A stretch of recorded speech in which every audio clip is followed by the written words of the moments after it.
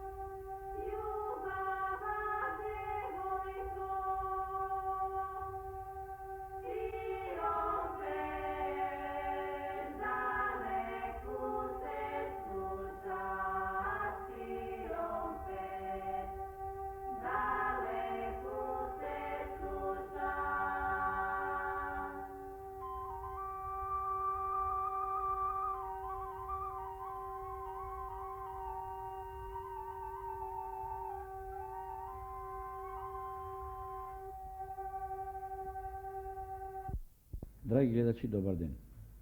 Утврдувањето долгорочна политика за развој на Социјалистичка република Македонија до 1985 година треба да создаде можност сите носители на активноста да ги согледаат перспективите и да донесуваат соодветни одлуки, побрзо да се решават нараснатите структурни и други проблеми кои имат далекосежни негативни последици врз општиот развој.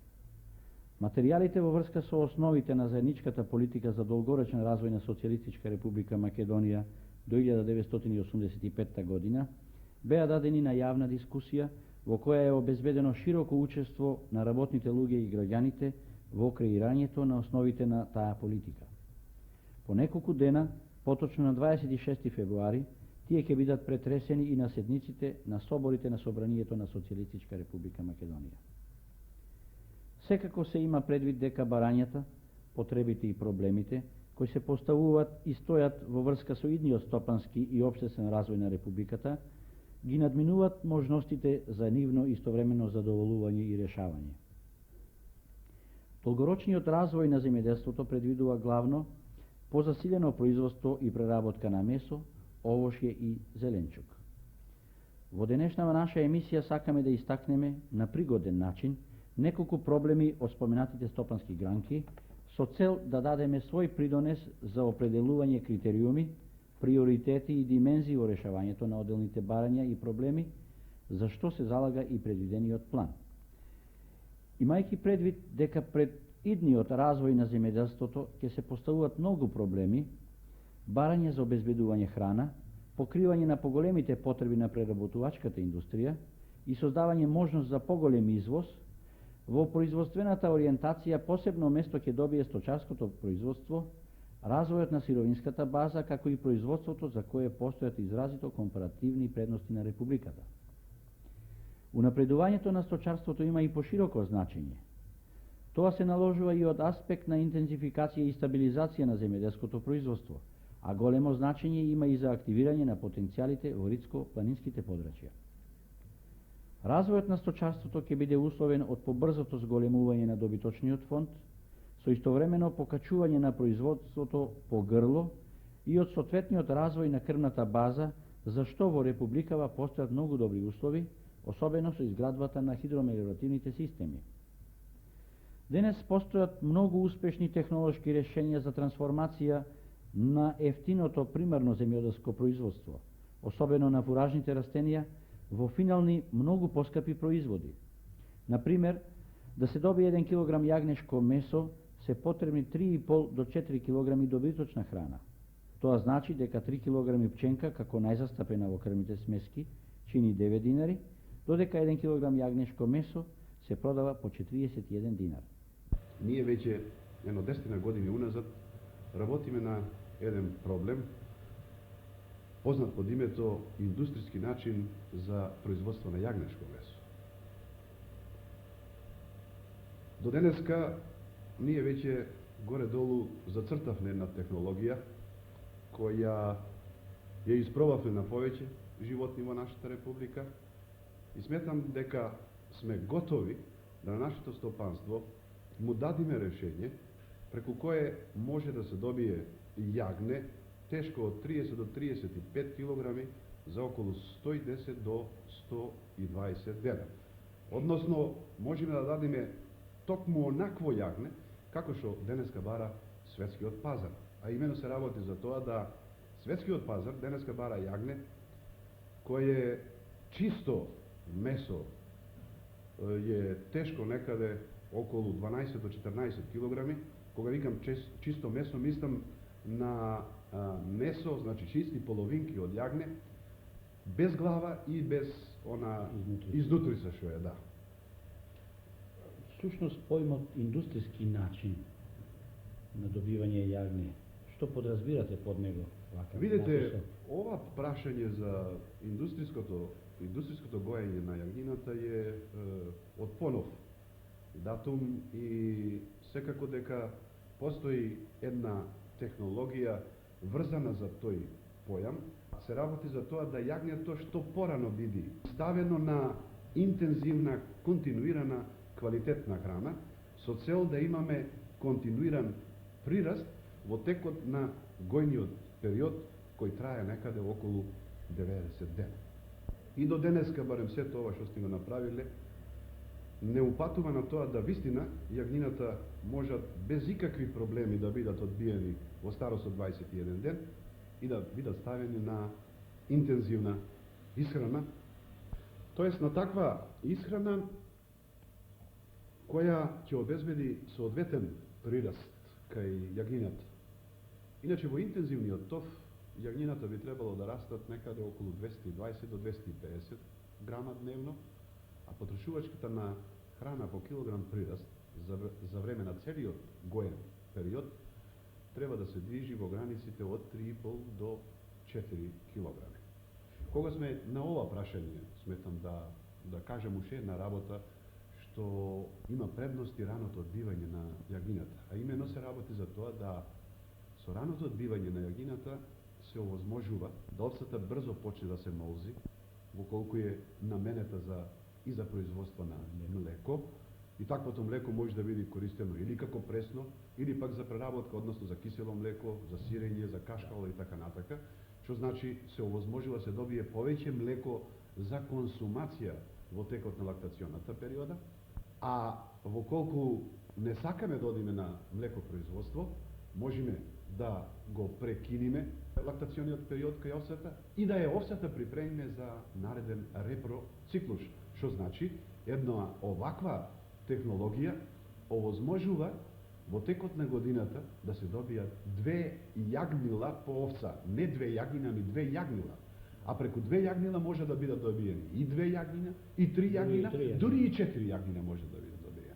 Особено тоа е важно денес, кога е во светот криза за секако продукција на храна.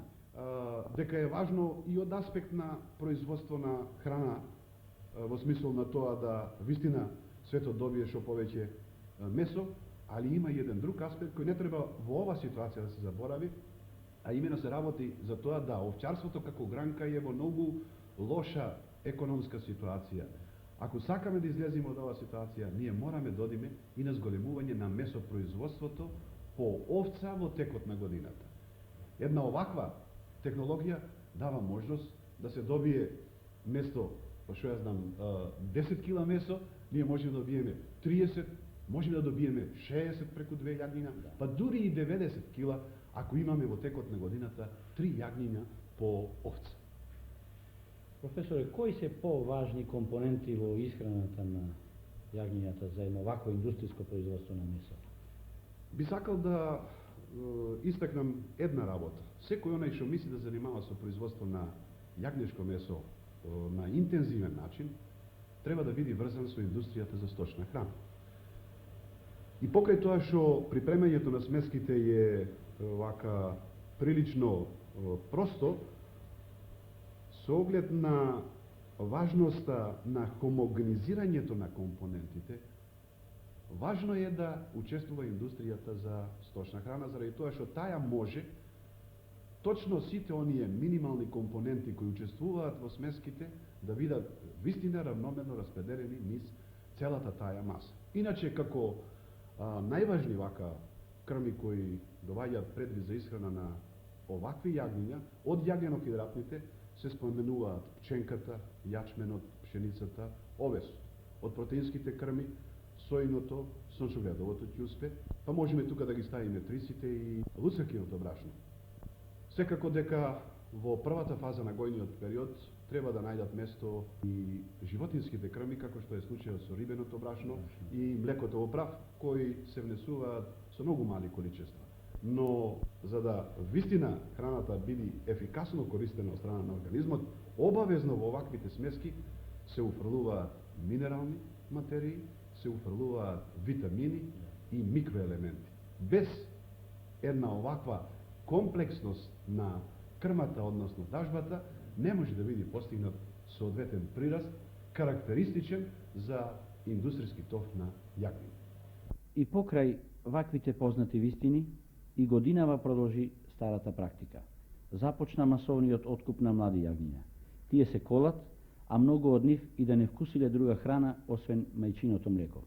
Колку јагнина во сезоната откупувате дневно, добре Ќосев? Тоа зависи од времето, од месеците кога откупуваме. Почнува се од јануар клањето, дека е помала количината кај нас, нешто поголемо станува во февруар, у март разбира се поголема количина. Грото од клањето што го вршеме е за извозот во Италија, меѓутоа секако имаме голем дел, негде може би да рачунаме, негде приближно 50% е и за внатрешниот пазар. Плюс тоа ние имаме и наши продавници во Скопје, преку кои што вршеме и снабдувањето на градот. Сега во ова време колку дневно колите јагнина? Сега отприлиќе неделно колеме негде околу 2 до 3 хиљади јаганца. Која тежина на јагне е потребна да биде за да можеме да ја извеземе? Јагнието производител го има најразлично. Оно го има и потешко, има го и полесно. Меѓутоа, интересот на оние што сака да го купат јагнето е дека сакат јагне во тежина месо да биде негде од 6, 8,5 до 9 килограма максимум. Потешко не? А во не. Има консуматори, рецимо Далматинско, Приморието, далматинските градови, они трошат и потешко јагне. Они се баш обратно, они тражат негде тежината да биде преку 8 кг, негде до 11 кг. Да. За потешкото јагне, мислам, она што е преку 10 кг, 11, 12 или 13 кг е малку потешок пласманот негов. На овие пазари? На нашиот домашен пазар, поготово пак не во извозот. Италија и Грција. Грција зимаше едно време, меѓутоа сега ние за Грција горе-доле 2-3 години извоз и нема. Грција е заинтересирана во извозот тек на есен, на онаа есенското товот од јагнињето од планините, есенскиот тов. Другар Вангелов, вашиот ладилник, вашата кланица е една од поголемите во нашата република. Каков капацитет има таа и колку јагнина вие годишно во просек колите? Видите, ние годишно во просек колиме некаде околу 80.000 јагниња уназад за 5-6 години. Од тоа за внатрешен промет имаме ланска година од 80.000 јагниња, а отидено 50% за извоз. За разлика од поранешните години, ние правиме усилби сега, оваа година поготово и ланска година, имаме проблем со тежината на јагнињата и покушаваме да ги принудиме нашите извозници, бидејќи ние не сме директни извозници, него извозиме преко извозни организации како што се Центркоп, Белград, Србокоп, Белград, Стокопромет, Скопје, Македонија Коп, Скопје и други, пример Експорт Нова Горица, а ние вршиме притисок на овие наши извозни организации, што може потешко јагне да довариме во Италија, бидејќи тоа е и наш интерес, а интерес и на производачите. И на општата заедница. Да, и на заедницата во целина. Денеска, за да можеме да извеземе ние јагне во Италија, нормите се 5 до 9 килограма. 9 килограми. Да, тоа беше некни потенцирано и на состанок во Стопанската комора. Покушаваме ние оваа година да одиме ако може и до 10 килограма, за да може поиќе да извеземе и да се уклопиме со цената на надвршниот пазар. Моментално до сега товариме на внатрешен пазар. Во текот на овие денови правиме усилби да почнеме и со извоз на првите јагниња. Пред нова година товаревме, како што е обичаено, традиција од оваа кланица, некаде околу 20 декември доди првото јагне од Струмички регион за Италија. и за нова година исто така што поеден фриждер товари. Голема е загубата на стопанството, а со тоа и на целото наше општество со ваквата практика. Свесни сме дека новите научни достигања и колку да се корисни, тешко се пробиват и се усвојуваат од производителите. Но, точно е и тоа, дека не се направени доволни напори од повиканите да се измени ваквата практика. Ваквото однесување го поставува во прашање и извршувањето и реалноста на амбициозната долгорочна развојна политика на овчарството. Ние сме од ретките земји во светот каде што е дозволено колење јагнина под 30 кг тежина. Планот за развој предвидува во наредниот период повеќе од што досега да се користат реалните можности за побрз развој и на рибарството како стопанска гранка. По својот воден фонд Македонија спаѓа во редот на најбогатите републики во Федерацијата. Покрај трите големи езера, Охридското, Преспанското и Дојранското, Македонија е покриена со широка речна мрежа, а во последниве неколку години се изградени или се во тек на изградба поголем број акумулации, околу 80 на број. Наспроти околку големиот воден фонд, производството и потрошувачката на риба кај нас се многу ниски, и покрај сознанието дека рибното месо представува важен прехранен производ за луѓето, многу ценет во целиот свет. Просечното годишно производство изнесува 1 милион и 130.000 килограми риба или 690 грама по жител, додека потрошувачката е нешто повисока, 1,2 килограми. За жал, овај просек е толку низок што не вредува на последното место во Европа по потрошувачка. Рибничкото производство во Македонија е од поново време и тоа овозможува планско и контролирано одгледување за разлика од езерското и другите начини на рибно производство. Изградени се 4 рибници, еден во Битола за крап, а другите за производство на калифорниска пастрамка, во Вруток, на изворите на Вардар, Белица, Бродско и во селото Крушје, Ресенско. Рибничкото производство е во постојан подем и тоа како на планот на зголемување на површините, така и на зголемување на приносите по единица површина. Рибникот Вруток остварува принос од околу 85.000 кг пастрамка по 1 хектар и тоа количество е рамно на годишниот улов на пастрамка од Охридското езеро. Еве неколку податоци од Војо Срезовски, раководител на овој рибник. Рибникот за калифорниска пастрамка во село Вруток е од капацитет негде околу 125 тона. 74-та дадовна. На пазарот е продадено 64 тона, а во залик остана уште околу 63 тона.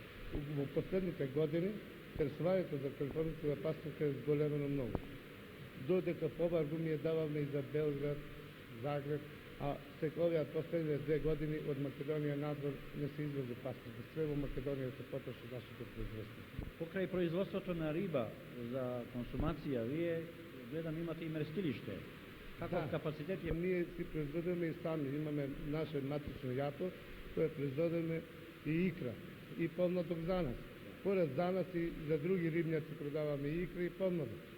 Негде околу 5 милиона во икра, во зрна икра, можеме да производиме во овај капацитет тука што е. Во светот со применување современа технологија, со висок степен на механизација во производството и со висока кадровска подготвеност, се постигнуваат и значително повисоки приноси од споменатите. Затоа рибниците представуваат објекти со најголеми производствени можности и со висок рентабилитет. Рибникот во селото Крушје, Ресенско, што го гледате на филмов, е порибен минатата есен со калифорниска пастрамка. Користејќи ги водите на планинскиот извор на површина од 2 декара, произведува годишно околу 40.000 кг пастрамка, што е рамно по доходност на 160 хектари посејани со пченица. За рентабилноста на производството на риби, да го кажеме уште и овој податок. Ако доходот добиен од 1 хектар пченка, просечен југословенски принос, го означиме со индекс 100, тогаш доходот остварен од истата површина на рибник со пастрамка ќе има индекс 13.800. Зар тоа не е индустрија? За разлика од она вистинската индустрија, ова е почувствителна, но затоа пак подоходна. Колку вакви води течат безцелно и попусто? Водите се наше национално богатство. Затоа треба да направиме напори, рационално да ги искористиме во интерес на нашето општество за просперитет на нашата република.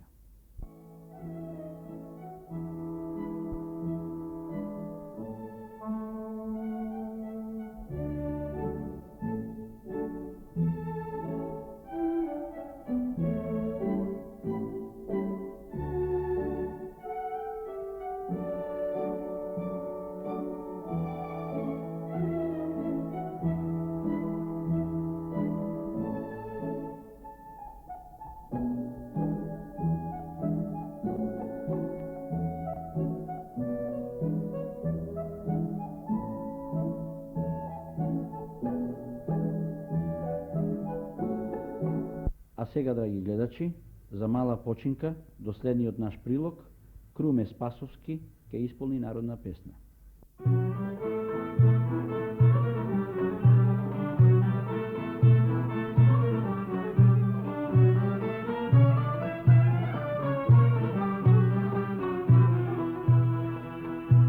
Бог да бие джана на унчето, на унчето джанам котевчето,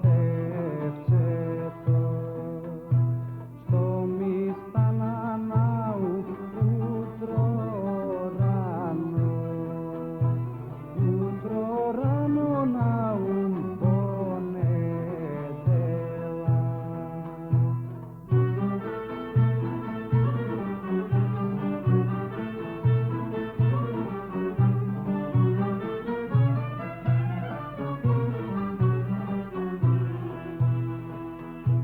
Pasijam na naum brza konja, pasi pojde naum grade lesa, napad pred naum bela češnja, to češnjata za nam stara baba.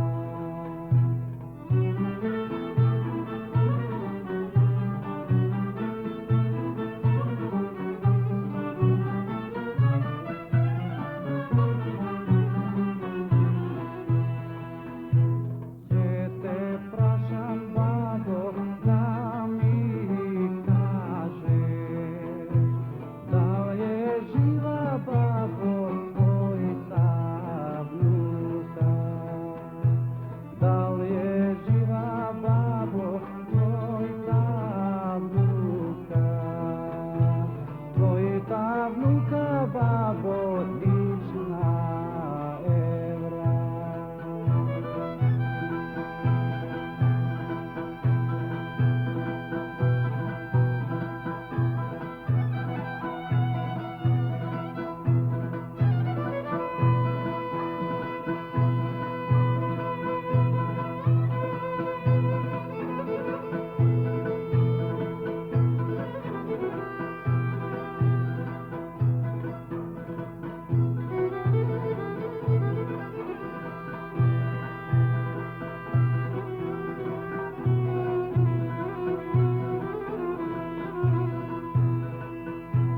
Лична евра, синко, се посврши, синко, град Битола. Се посврши, синко, град Битола. Град Битола, синко, баир мало. Како што спомнавме на почетокот од нашава емисија, планот за развој значајно место му посветува и на производството на овошје, кое треба да се развива во согласност со растежот на потрошувачката во земјата и со можноста за извоз. Нашава република има многу погодни услови за производство на високо квалитетно овошје од сите овошни видови, но и покрај тоа во последниве години површините под овошни насади се намалуваат, но вкупното производство на овошје е во незначителен пораст. Од вкупно 19.852 хектара се добиени околу 150.000 тони овошје. Најголем е порастот на производството на јаболка, кој изнесува околу 80.000 тони, или пораст од 25%. Во споредба со некои европски земји, ваквиот пораст е незначителен. Така, например, во последниве години Грција има пораст од 472%, Италија 214%, Унгарија 156%, Полска 238%, Португалија 131%, Романија 171%, Бугарија 87% и слично. Ако споредуваме за другите овошни видови, положбата е уште полоша, зашто во цела Македонија имаме само 2 крушарници од по 50 хектари, исто толку и праски, додека кајси, цреши, освен оделни стебла, организиран овоштарник не постои. Во среднорочниот план 1971-75 година и покрај бројните инвестиционни барања, одобрени се средства само за 310 хектари овошни насади, што представува 12% од барањата. Неинвестирањето во овошни насади во изминатиот период го наруши редот во многу сложениот процес на расадничкото производство на овошен саден материјал, кој од своја страна представува и главен предуслов за високо и квалитетно производство на овошје. Досегашното расадничко производство на овошни садници беше стихино. Во некои години поедини садници од одредени овошни видови беа дефицитарни, а следните години се трошеа одвај 10% од истите.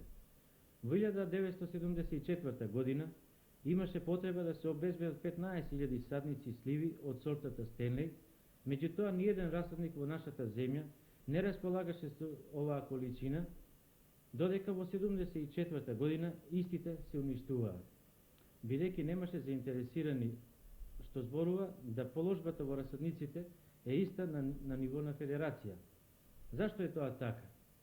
На поедини организации им се одобруваат инвестициони програми непосредно или во моментот на самото садење, така да тие се снаоѓаат обезбедувајќи садници од разни расадници и сорти онакви какви има на располагање, а не сорти кои што се предвидени со нивните инвестициони програми. За планско инвестиционо подигање на овошни насади неопходно е и планско расадничко производство, бидејќи производството на овошни садници трае 2 до 3 години. Обезбедувањето на истите треба да биде во почетокот на самото производство. Во тој случај расадниците ќе можат на инвеститорот да му обезбедат потребните количини и сорти квалитетни овошни садници. Сметам дека постојните овошни расадници во нашата република можат и се опремени како кадрски, така и техничко-технолошки да обезбедат доволен број садници, за да ги задоволат потребите во републиката, а и да произведат нешто и повеќе. Во нашава република сега се произведуваат околу 200.000 овошни садници, а од нив 90% се пласираат во индивидуалниот сектор, главно преку службите за унапредување на индивидуалното земјоделство.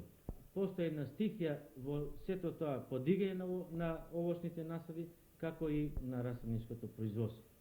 Постојните овошни насади се релативно стари, така да потребата од санирање нови насади и подигање на нови млади насади е неопходна, али сето тоа треба да иде во координација со организирано и планско расадничко производство. Во програмата се предвидени годишно да се произведуваат околу 1.000.000 овошни садници, меѓутоа ситуацијата денешна не е таква, така да потребно е организирање на сите овие расадници со заеднички сили и со авансирање во истото да се постигне потребното. Вашата институција што предлага во новата среднорочна програма, кои овошни видови да бидат позастапени и вкупно колку хектари нови насади ќе се подигаат? Со оглед на досегашните искуства што ги има нашата институција во поглед на овоштарството, сметаме дека приоритет при подигање на овошни насади во републиката треба да им се даде на следните овошни видови. И тоа праска, јаболка, круша, вишни, кајси, ореви и ситното овошје, додека останалите видови, како што е сливата, лешникот, во поедини подрачја каде за тоа постојат специфични услови. Со предвидените нови 11.000 хектари овошни насади, производството на овошје во 1985 година ќе се зголеми на 253.000 тони, што во споредба од 1971 би се зголемило за 2,5 пати. На тој начин и личната потрошувачка пожител ќе се зголеми од 23 на 60 кг овоше годишно. Немаме причини да се сомневаме во реалноста на овие предвидувања, зашто во интензивирањето на овоштарското производство постојат утврдени методи и системи на одгледување кои овозможуваат добивање многу високи приноси по единица површина. Системите за наводнување, како и зголемениот број овошки по системот пилар и слични, ќе обезбедат производство на овошје за кое количество до денес беше потребно двојно, дури и повеќе простор. Секако и здобиеното искуство од досегашното работење и однесување од страна на сите фактори кои действуваат врз овоштарското стопанисување, ќе допринесе за целосна реализација на предвидениот план. Планот за развојната политика во 1985 година предвидува развојот на земјоделството неопходно да се темели врз брзиот развиток на општествениот сектор и по целосно користење на потенцијалните можности на индивидуалните стопанства. Покрај напредувањето на сопственото производство, општествените организации во иднина треба поголемо внимание да му посветат на развојот на кооперативните односи со индивидуалните производители врз основа на новите уставни промени. И покрај остварените значајни резултати, во индивидуалниот сектор постојат уште мощни големи неискористени резерви што се гледат во релативно ниските приноси, во недоволната продуктивност и малата доходност. Меѓу другите мерки што се субвенционират со програмата и планот за развој и унапредување на индивидуалното земјоделство, спаѓат и надпреварите за остварени високи приноси во индивидуалното земјоделство, кои се организират на ниво на општини и републиката. Целта на овие надпревари е преку остварените приноси на најважните земјоделски култури и производи да се демонстрира потенцијалната репродуктивна можност на овој сектор во земјоделството. И во 1974 година се одржаа вакви надпревари со кои беа опфатени 12 култури во 20 општини со 236 населени места и со вкупно 703 индивидуални производители. Остварени се навистина рекордни приноси. Да споменеме некој од нив. 9000 кг по хектар пченица, 15.380 кг пченка, 10.500 кг ориз, 3.000 кг памук, 4.500 кг сончоглед, 100.000 кг шекерна репка, 39.000 кг грозје и исто толку јаболка. Утре во Скопје на свечен начин ќе бидат прогласени околу 40 рекордери на кои ќе им се доделат награди и пофалби. Првата награда изнесува 3500 динари, втората 2500 динари и третата 1500 динари. Ви го представуваме Ванчо Спасов од село Просениково, Струмичко, кој по втор пат ја добива првата награда за остварен рекорден принос од 76.750 кг по 1 хектар домати од раната сорта Бизон по номер 10. А по декар садиме по 3000 корена. Од декар, 3-3.500 корена, значи, од декар, значи, тоа иде некаде по, скоро, каде да проесапеме, значи, по квадрат, 1000 по 3, некој 4 корена на квадрат иде, значи. Тоа е релативно густо садење и затоа се и високи приносите. Каде го продавате производот? Па производството продаваме ние обично, каде ти речеме, одредено место на едно, не, секаде. Се испаќа производството на домати? Па, каде речеме, мора да се исплаќа, колку толку нешто се исплаќа. Ако останеме тука, некој е слаб подкупо, нема, значи, добри цени и мораме да бегаме малку подалеку. Да. Кога почнувате да берете први плодови? Па, први плодови обично за пазар од 15 јуни почнуваме. 15 јуни па до август некаде завршаваме, значи. Ова година на поголема површина ќе посадиш? Тука ќе се вртеме некаде околу 3,5 декари. Таа е нормата кај нас, толку може да се владеме со работа. Значи толку може да се владеме работа, иначе може да се саде повеќе, ама нема кој да работи. Кад нема кој да работи, мора да идеме на тоа што може да изработи. Не само да посадиме, па да не може да изработиме. И тука ова година поорганизирано ли ќе настапите на пазарот преку задругата или сами пак ќе одите? Па на нас е подобро да идеме преку задругата. Само немат они, не може да најде добар пласмант и затоа робата лежи у магазин кај нив по 10 дена, може би повеќе и припадне роба. Не се устања они да извршат тај откуп пребидејќи малку е тешко за пазар и кај нив. Ја што е работата? Ние колку што посматраме производачето, значи баш во сезоната кога ние треба да продадеме, негде се и увозува домати од странство и затоа цената опаѓа од тие увозни домати и затоа задругата иде па застане откуп и затоа ние мораме да бегаме, па да ние си тераме некаде чаре на далечко малку да продаваме производ. Иначе откупо увозо на нас многу тепа. Значи увозо не само и за доматата, таа година имаше увоз и на Бостан. Кај нас во Струмица Бостан се продаваш по 5 банки, а увоз се донесуваше од Грција, некаде увозуваше оваа фабриката Зора Гевгилија и на секаде Југославија и затоа цената отпаѓа кај нас. Немате ли понуда за кооперирање со комбинатот од Струмица? Па до сега не сме имали. Не сме имали оште. Може би да има тој некој план да преговараме нешто, ама не сме имали општо до сега, значи. И Владо Галев од струмичкото село Муртино оствари рекордни приноси од 75.307 килограми пиперки од сортата Бела капија. Пластениците се негова специјалност.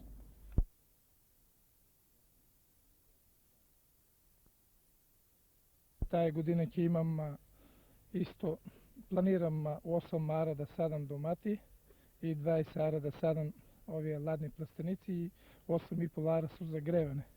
Пластеник од холандиски тип. Многу добро напредува расадот. Што се преземате за хубав расад да имате? Па за расадо уклучувах грејалици електрични, за тоа што немам доволно ѓубре за отопление за лејте и прскам го редовно со цинап. Против пламеницата? Да. Но втеди минатата година појава на пламеница во... Имах во ниво да се појави пламеница, само го испрсках 3-4 пати и задржа се. Значи цинепот е многу ефикасен? Да. Дали се исплаќа, другар Галев, производство на пиперки вака под пластеници? Па исплаќа се за мој рачун. 73.000 килограми по хектар. Да. Тоа е големо количество. Па сега ако имаш хектар посадено, иначе ние имахме 30 ара под пластеници и 20 ара на отворено без пластеници. Слушам, ова година одите и на топла оранжерија. Да. Каков принцип ќе бидете? Тоа е загреването на нафта, течни горива, а ќе има вентилатор на струја кој ќе покренува, да топлината е покренува вентилатор. 4600 литри млеко годишно од една крава е принос за секаква почит.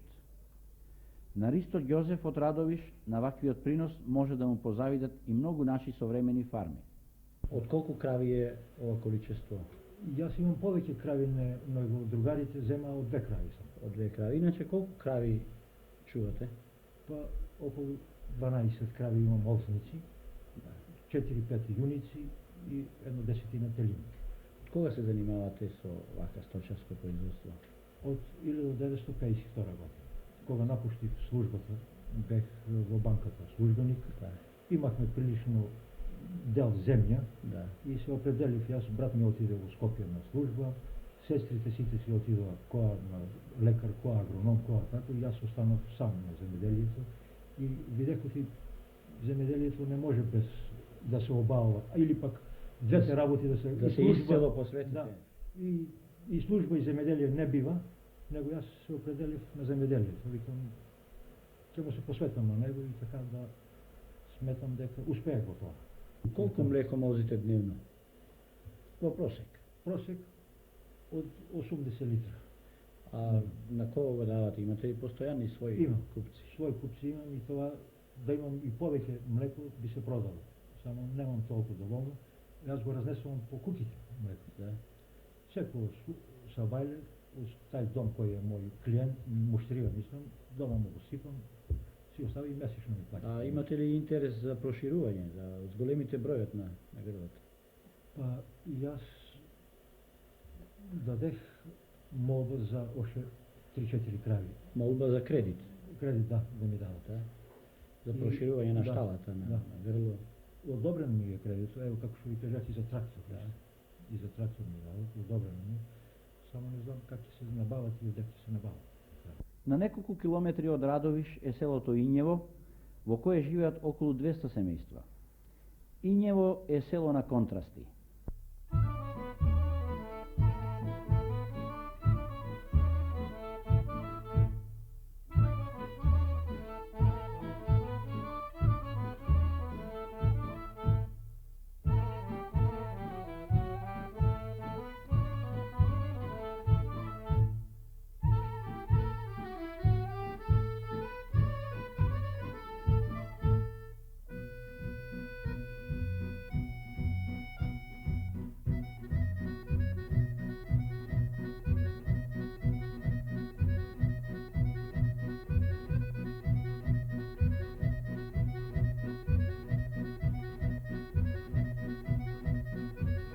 Новиот дел на селото е изграден по урбанистички план, со каков малку села кај нас може да се пофалат.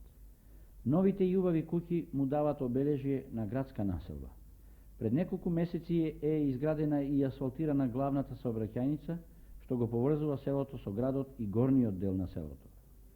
Горното Инјево е старо наше македонско село со сите негови обележја.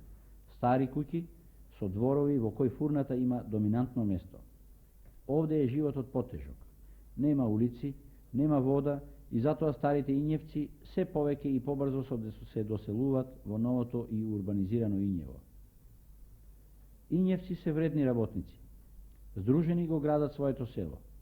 Со самопридонес го изградија и асфалтираниот пат, а сега се подготвуваат за градба на водовод. Одгледувањето и производството на тутун е главна стопанска гранка. Но селото Инјево повеќе е познато во нашата земја, дури и надвор од нашите граници, со својата фолклорна група Гајда. И прв пат се појавивме на Балканскиот фестивал во Охрид.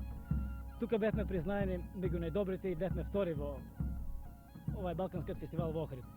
Како резултат на тоа следеше право настапот на смотрите на смотра на фолклорот во Загреб 70 година.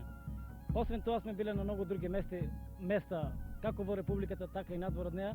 Позабележливи резултати постигнавме 74 година на Белградскиот собор, а исто така и на во Лангулен, Англија, на меѓународниот фестивал во Англија. Кое место го постигнавте? Тука фолклорот го постигна третото место, а додека соло пеачот стана втор меѓу 36 кандидаткини од целиот свет. Имате ли проблеми некакви во вашето секојдневно работење? Па проблеми нормално се финансиите. Ние мака мачиме од стопанска организација до стопанска организација и покрај тоа што наоѓаме заеднички јазик и со местната заедница од Инјево, и таа не доста помага, меѓутоа тоа е минимално затоа што и таа се среќава со многу проблеми. Ние како местна заедница не можеме се уште нивните потреби да и помогнеме нешто да она иде понапред, да иде се поусовреме. Бидејќи сме заангажирани, ете пат, ете водовод, план за село, имаме проширен план, нов план донесен, бидејќи стариот план ќе се испуни, па го обновивме нов, не кошта околу 7 милиона динари. Дали имате културен дом? Па видите, културниот дом, овој што го гледаме, овој со него се бави 8-годишната школа и ние. Ова е задружен дом. Задружен дом, да. А сега е 8-летка. 8-годишна школа. Едноставно имаме една сала која е веќе опаѓа. Не знаеме дали ние да оправиме, дали да оправиме школата, али се одлучивме ние и сега донесеме одлука да ние ја оправиме. Ние еднаш ја оправахме, пошто не сигурно званично наша, така ни ние ја оправаме, ни 8-годишната школа ја оправи, така она пропадна пак. Сега донесеме одлука на ниво на местните заедница да пак ја обновиме. Еве, сега ги направивме врати, малку попосле ќе направиме и прозорците, така и да избелеме, да бидеме после. Донесохме одлука на ниво на сите организации за ова младината и набавивме магнитофони, набавивме ова појачало. Културен забавен живот на младината од селото. Да, така и дадохме една сума од 1 милион динари, се набавија тие средства. За каде се подготвувате? Мислам во овој момент бевме до телевизија, али сепак треба да одиме сега за Франција, очекуваме во најскоро време понудата. Ствари сме понудени, али терминот се уште не е одреден кога треба да тргнеме, али сметаме до мај месец или јуни тука негде да тргнеме и за Франција. Што ќе ни прикажете од вашиот репертоар? Еве дел еден исичок мал од нашиот репертоар.